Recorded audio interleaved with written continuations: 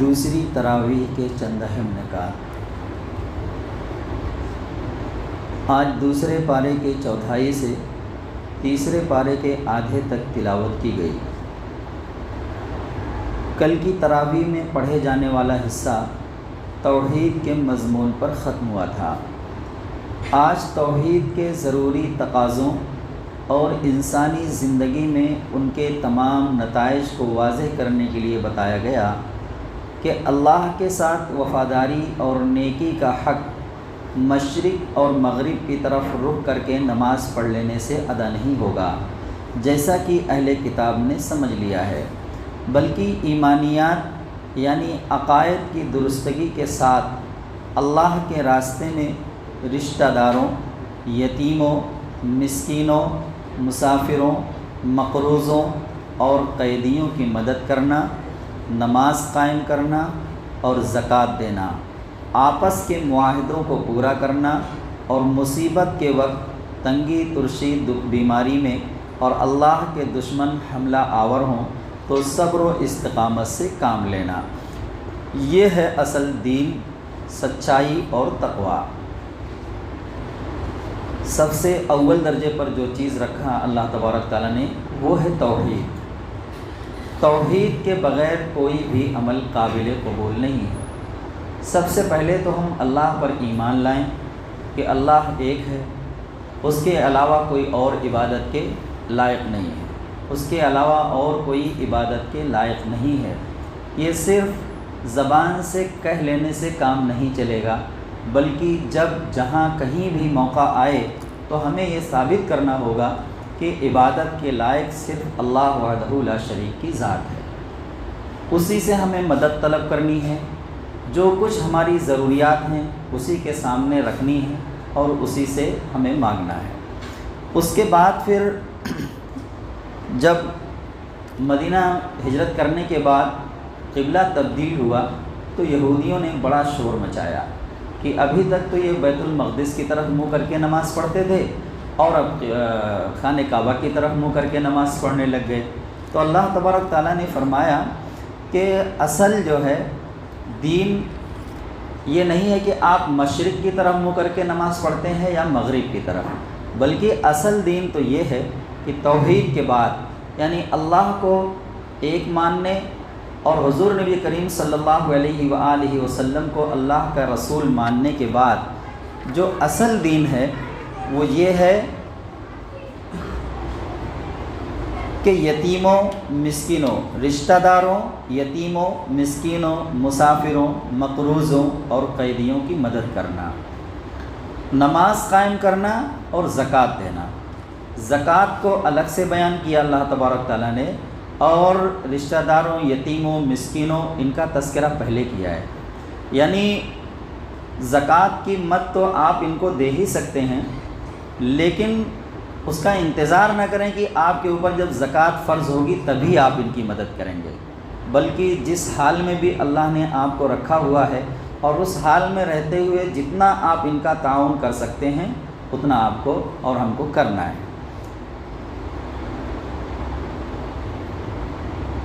پھر یہ بتایا کہ ایک دوسرے کے جان و مال کا احترام کرنا بھی نیکی اور تقوی کا حصہ ہے، چنانچہ قاتل معاشرہ کا سب سے بڑا دشمن ہے اور اس کا قصاص سب کے ذمہ ہے، اسی میں معاشرہ کی زندگی ہے۔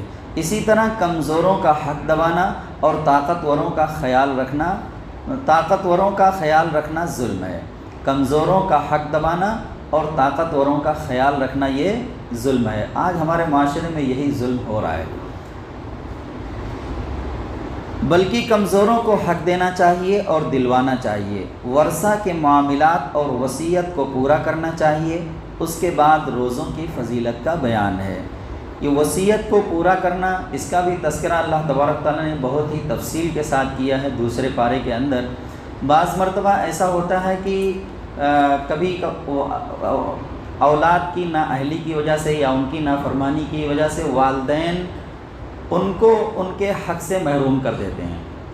دنیا میں اپنے جیتے جی ہی اپنی جائیداد کسی اور کے نام لکھ دیتے ہیں، تو دنیاوی قانون کے اعتبار سے تو لکھ دینے کے بعد ظاہر سی بات ہے وہ حاصل نہیں کر سکتا، لیکن محض کسی کی دنیا بنانے کے لیے اگر آپ اپنی آخرت خراب کر رہے ہیں، کسی کو اس کے حق وراثت سے محروم رکھ رہے ہیں، تو یہ بہت بڑا ظلم ہے۔ اس کی نافرمانی نااہلی وہ اپنی جگہ، لیکن اس کی وجہ سے اس کو جو حق ہے اس کا آپ کی وراثت میں، اس سے آپ اس کو محروم نہیں کر سکتے۔ اگر اسلامی قانون نافذ ہوگا تو وہ وصیت نافذ بھی نہیں ہوگی۔ وصیت تو صرف 1/3 پر نافذ ہوتی ہے، بس 1/3 کے بعد پھر وصیت نامہ نہیں چلے گا۔ لیکن اگر کسی نے وصیت کی ہوئی ہے اپنے 1/3 مال پر، تو جو وارثین ہیں ان کو چاہیے کہ پہلے اس وصیت کو پورا کریں، اس کے بعد پھر وراثت کا مال تقسیم کریں۔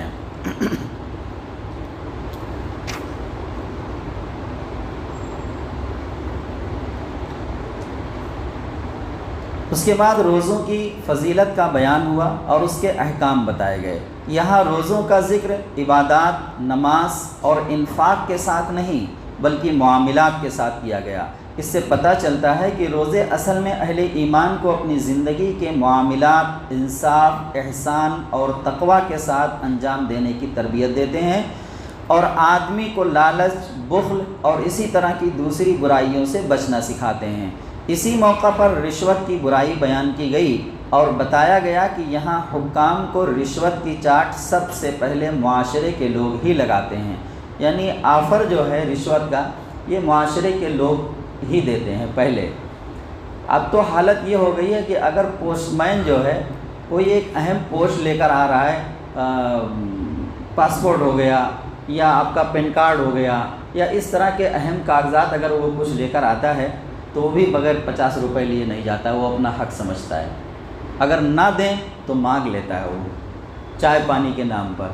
تو یہ رشوت کی چاٹ ہم نے اور آپ نے لگائی ہوئی ہے۔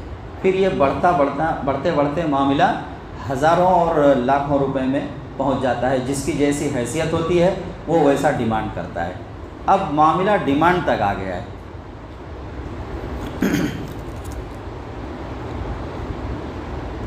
تو جہاں پہلے اول تو ہمیں اس سے بچنے کی ہی کوشش کرنی ہے۔ اب نہیں اگر کام چل رہا ہے آج تو مسلمانوں کے ساتھ اس معاملے کو لے کر بڑی زیادتیاں ہو رہی ہیں۔ بہرحال اس لیے انہیں خود پر قابو پانا چاہیے۔ پھر حج اور جہاد کا ذکر کیا کیونکہ روزہ صبر سکھاتا ہے اور حج اور جہاد بھی صبر کی اعلیٰ قسمیں ہیں۔ بعض لوگ حج کو صرف اپنی دنیا بنانے کا ذریعہ بنا لیتے ہیں اور آخرت کی طلب سے ان کے دل خالی ہوتے ہیں۔ اس لیے پھر منافقت کا ذکر کیا کہ جو لوگ دنیا کے اتنے طالب ہوں کہ حج کی دعاؤں میں بھی اپنی دنیا ہی بنانے کی کوشش کریں، وہ منافق ہی ہو سکتے ہیں۔ یہ منافق ایمان اور اسلام کے خوب دعوے کرتے ہیں، خود کو اسلام اور ملت کا خیر خواہ بتاتے ہیں، مگر بدترین دشمن حق ہوتے ہیں۔ نشانی یہ ہے کہ جب یہ زندگی کے معاملات انجام دیتے ہیں یا کسی ذمہ داری پر مقرر کیے جاتے ہیں تو اپنے اعمال سے معاشرے میں فساد برپا کرتے ہیں، لوگوں کی حق تلفیاں کرتے ہیں، اور جب انہیں ٹوکا جاتا ہے تو ہٹ دھرمی کے ساتھ زیادتی پر جمے رہتے ہیں۔ ان کے مقابلے میں سچے اہل ایمان اپنے نفس کو اللہ کے ہاں بیچ دیتے ہیں اور اسی کی خوشنودی حاصل کرنے والے کام انجام دیتے ہیں۔ اے ایمان والو، تم بھی منافقوں کی طرح نہ ہو جاؤ، بلکہ اسلام میں پورے کے پورے داخل ہو جاؤ اور کوئی حصہ بھی اپنی زندگی کا اس سے باہر نہ رکھو۔ اللہ تبارک تعالیٰ نے فرمایا ادخلوا فی السلم کافہ، پورے کے پورے ایمان میں، ایمان والوں کو مخاطب کر کے کہا گیا ہے کہ پورے کے پورے ایمان میں داخل ہو جاؤ۔ صرف رمضانی مسلمان نہ بنو، صرف رمضانی مسلمان نہ بنو۔ جس طرح سے رمضان میں 5 وقت کی نمازیں فرض ہیں، اسی طرح رمضان کے علاوہ بھی 5 وقت کی نمازیں فرض ہیں۔ کیا وجہ ہے کہ رمضان کے مبارک مہینے میں تو ہماری مسجدیں بھری ہوئی ہوتی ہیں اور غیر رمضان میں مقتدیوں کو بھی تلاش کرنا پڑتا ہے۔ بعض مساجد تو ایسی ہوتی ہیں کہ وقت پر اذان اور جماعت نہیں ہو پاتی، دیہاتوں کا یہ حال ہو جاتا ہے۔ تو جب ہم نے نماز کا یہ حال کر رکھا ہے تو دوسرے اور احکام کا ہم نے کیا حال بنا رکھا ہے ہم خود اندازہ لگا سکتے ہیں۔ تو جو دل میں آیا، جتنے دن دل میں آیا نماز ادا کر لیے، جو دل میں آیا اس پر عمل کر لیے، ایسا چلنے والا نہیں ہے۔ بلکہ اللہ تبارک تعالیٰ کا مطالبہ یہ ہے کہ پورے کے پورے یعنی ہر احکام پر عمل کرنا ہمارے لیے ضروری ہے، پورے کے پورے دین میں داخل ہو جاؤ۔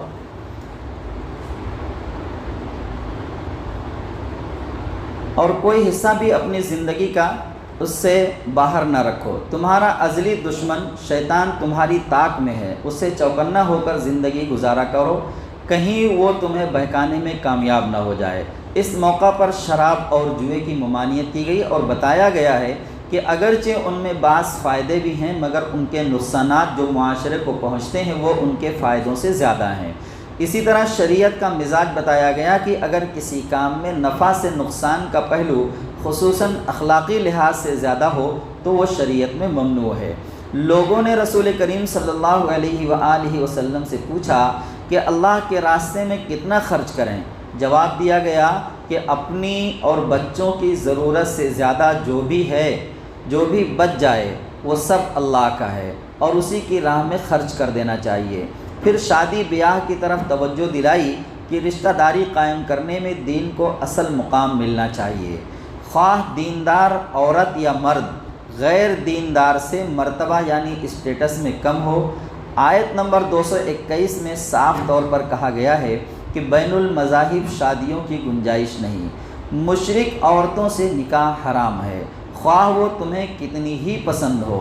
مومنہ بادی مشرک آزاد سے بہتر ہے، مومنہ بادی مشرک آزاد سے بہتر ہے۔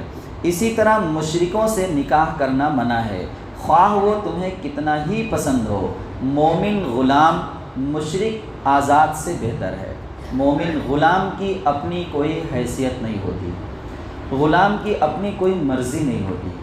غلام تو ایک بکا ہوا انسان ہوتا ہے جو اپنی مرضی سے کچھ نہیں کر سکتا، بلکہ اس کو ہر وقت اپنے آقا کے حکم کے تابع ہوتا ہے، اس کی مرضی اپنی کہیں چلتی نہیں ہے۔ یہ ہے غلام کی حیثیت۔ لیکن ایک ایمان والے کا مرتبہ کیا ہے اور مقام کیا ہے کہ وہ ایک آزاد مشرک مرد اللہ کے نزدیک مرتبہ اس غلام مومن بندے کا زیادہ ہے، غلام مومن بندے کا مرتبہ زیادہ ہے آزاد مشرک مرد سے۔ ہم اپنی بچیوں کو سمجھائیں کہ وہ کہاں جا رہی ہیں، اللہ کے نزدیک کس کا اسٹیٹس بلند ہے، وہ مشرک آزاد کا یا غلام مومن کا؟ تو اگر نوجوان ہمارے کہیں کمزور پڑ رہے ہیں تعلیمی لحاظ سے، معاشی لحاظ سے، تو بھی وہ جو ہے ہماری بچیوں کو چاہیے کہ وہ اپنے ان مومن مردوں کے ساتھ ہی اپنی زندگی گزارنے کا فیصلہ کریں۔ لیکن ہمارے نوجوانوں کو بھی چاہیے کہ اگر کہیں ان کی تعلیم یا ان کی معاشی کمزوری آڑے آ رہی ہے تو اس میں توجہ دینے کی ضرورت ہے، اپنی تعلیم پر دھیان دیں، اپنی معاشی کمزوری کو دور کرنے کی کوشش کریں، ٹھیک ہے؟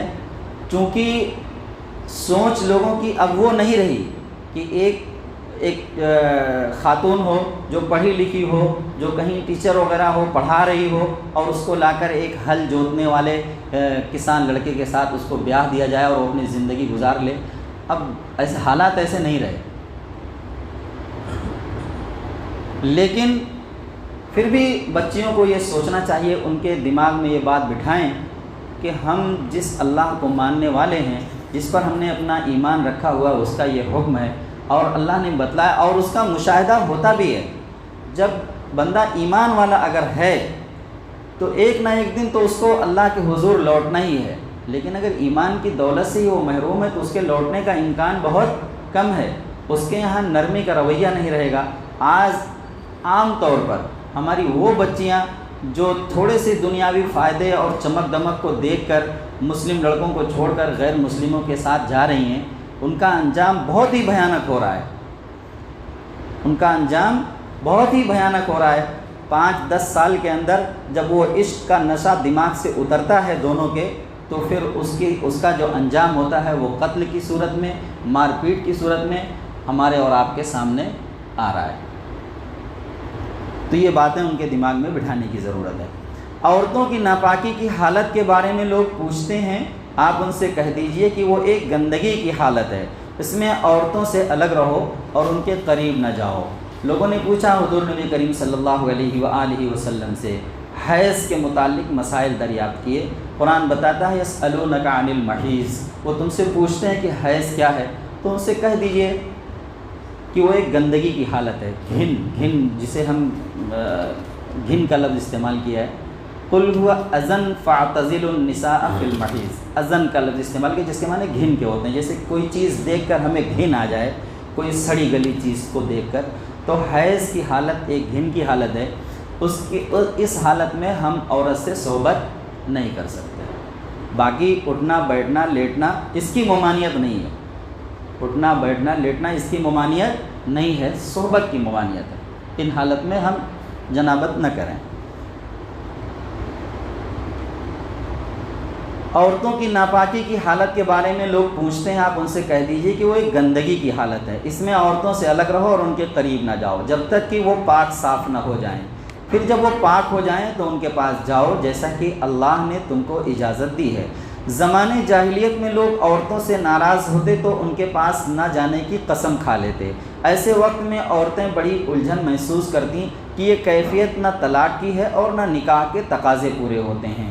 اللہ تعالیٰ نے اسے محدود کر دیا اور فرمایا کہ جو لوگ اپنی عورتوں سے تعلق نہ رکھنے کی قسم کھا بیٹھیں ان کے لیے 4 مہینے کی مہلت ہے، اگر انہوں نے رجوع کر لیا تو اللہ معاف کرنے والا ہے اور رحیم ہے کہ وہ رجوع کر کے عورتوں کے حقوق برابر ادا کریں، اور اگر انہوں نے طلاق کی ٹھان لی ہے تو صاف صاف بتا دیں تاکہ عورت عدت گزار کر آزاد ہو جائے۔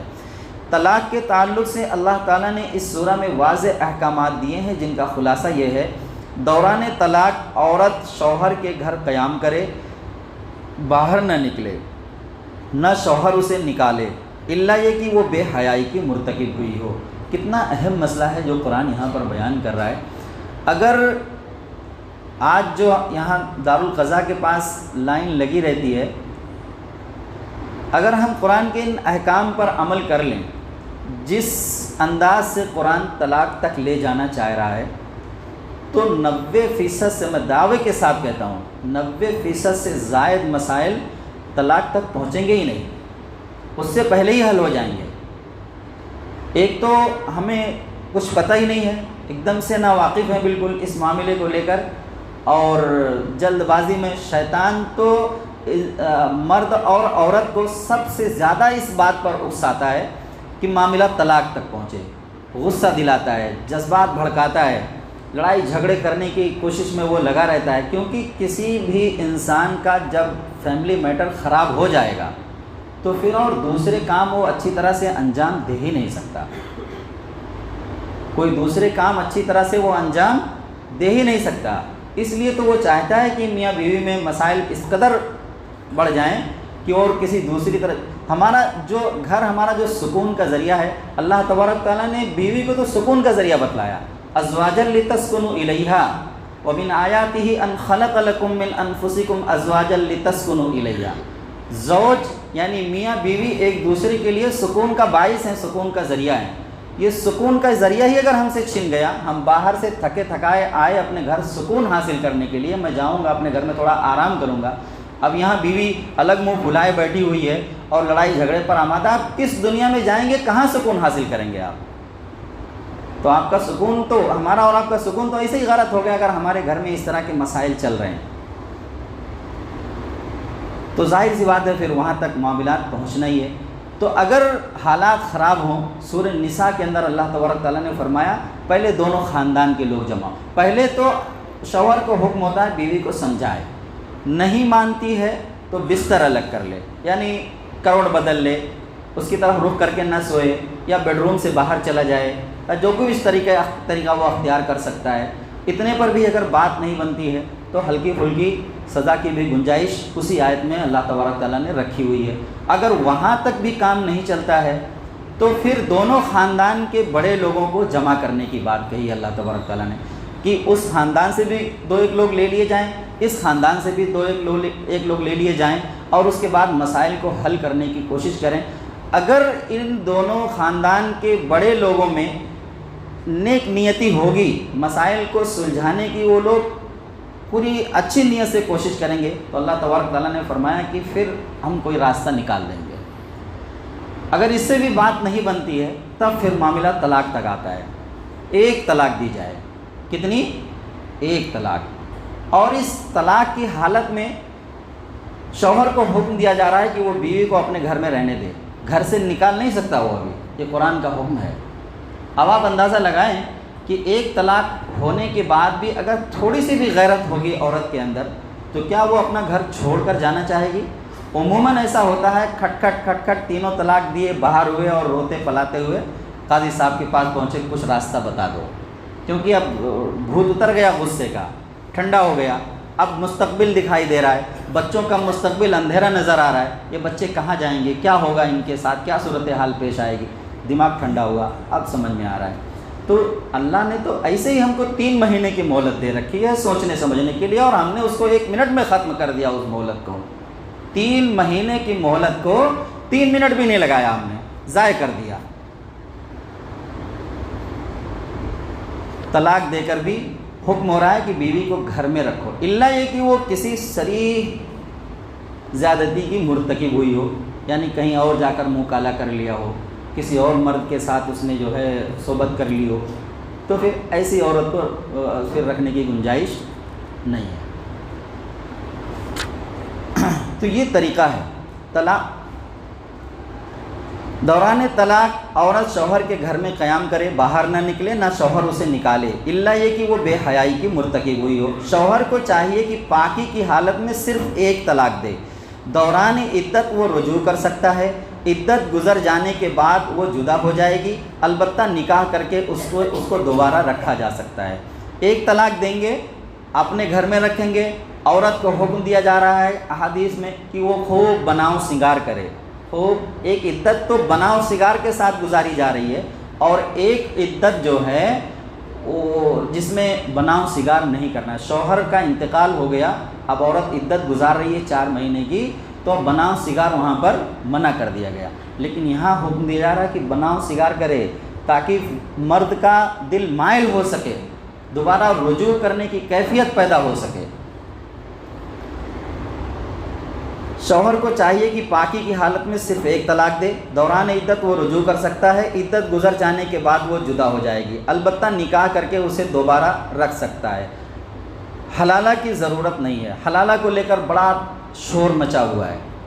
حلالہ ہے کیا؟ نہ مسلمانوں نے سمجھا، نہ شور مچانے والوں نے سمجھا۔ یہی احکامات اس وقت بھی ہوں گے جب وہ دوسرے ماہ دوسری طلاق دے دے، یعنی دوران عدت رجوع کر سکتا ہے، عدت گزر جانے کے بعد اگر رجوع کرتا ہے تو اسے اسی عورت کے ساتھ دوبارہ نکاح کرنا پڑے گا، حلالہ کی ضرورت نہیں۔ ان 2 طلاقوں کے بعد شوہر کو چاہیے کہ یا تو عورت کو بھلے طریقے سے رکھ لے، رجوع کر لے، اور اگر شوہر اپنی بیوی کو نہیں رکھنا چاہتا تو اسے دے دلا کر عزت کے ساتھ رخصت کرے۔ تیسری طلاق دینے کے بعد حق رجوع ختم ہو جاتا ہے، اب وہ عورت اس شوہر کے لیے حلال نہیں جب تک کہ وہ کسی اور مرد سے شادی نہ کرے، اس کے ازدواجی حقوق ادا کرے، پھر وہ مرد اپنی مرضی سے اسے طلاق دے، تب وہ عدت گزارنے کے بعد شوہر سے نکاح کر سکتی ہے۔ اسے ہی حلالہ کہتے ہیں۔ اپنی مرضی سے طلاق دے شوہر، یا اس کا انتقال ہو جائے، یعنی کسی بھی طرح سے وہ عورت اس مرد کے نکاح سے باہر ہو جائے، چاہے مرد کے انتقال کی وجہ سے، یا اس مرد سے بھی اس کی نہیں بن پائی، آگے زندگی نہیں گزر پائی، اور مرد نے اپنی مرضی سے اسے طلاق دے دیا، یہی حلالہ کہلاتا ہے۔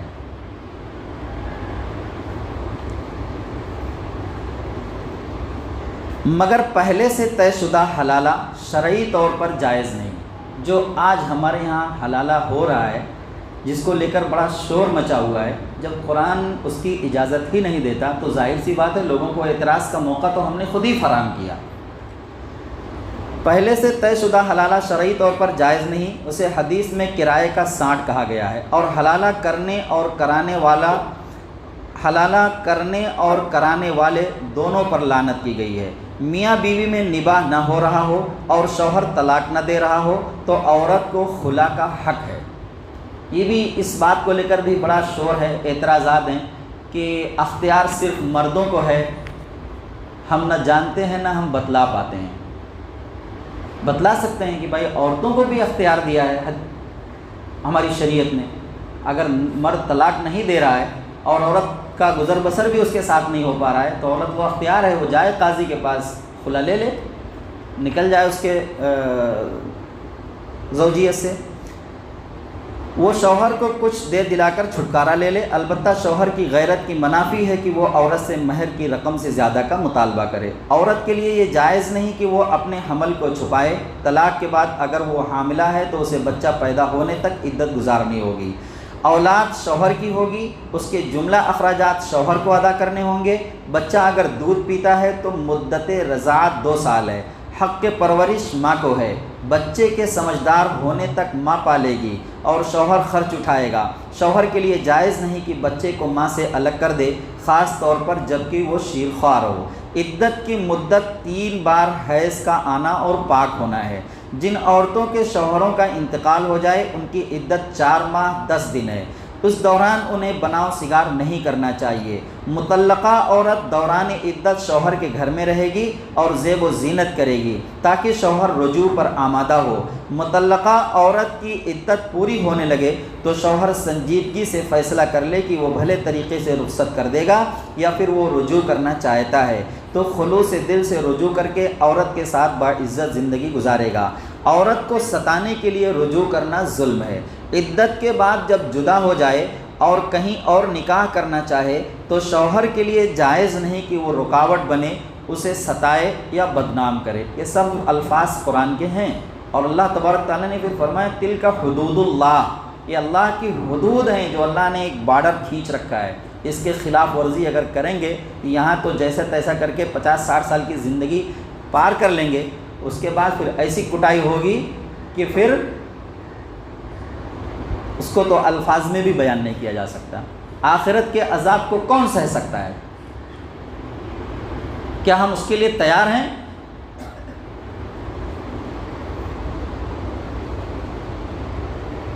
عدت کے بعد جب جدا ہو جائے اور کہیں اور نکاح کرنا چاہے تو شوہر کے لیے جائز نہیں کہ وہ رکاوٹ بنے، اسے ستائے یا بدنام کرے۔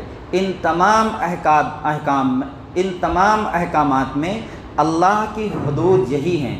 جو اللہ کی ان حدود کی خلاف ورزی کرے گا ظالم شمار کیا جائے گا۔ ایک مسلمان کے لیے جائز نہیں کہ ان احکامات کی خلاف ورزی کر کے اللہ کی آیات کا مذاق اڑائے۔ پھر عورتوں کی پاکی ناپاکی اور ان سے سلوک کے مسئلے بتائے۔ اسی طرح نکاح اور طلاق کے احکام بتاتے ہوئے کہا کہ یہ سب اللہ کی مقرر کردہ حدیں ہیں، ان کی حفاظت ایمان کا تقاضا ہے۔ اسی طرح بچوں کو دودھ پلانے اور پلوانے کے احکام، شوہر کے مرنے کی عدت اور نکاح کرتے وقت مہر کے مسائل کا ذکر کیا گیا اور ان تمام معاشرتی احکام کا اختتام اس پر کیا گیا کہ نماز کی حفاظت کرو، یہاں تک کہ سفر اور خطرہ کی حالت میں بھی قصر نماز کو نہ چھوڑو۔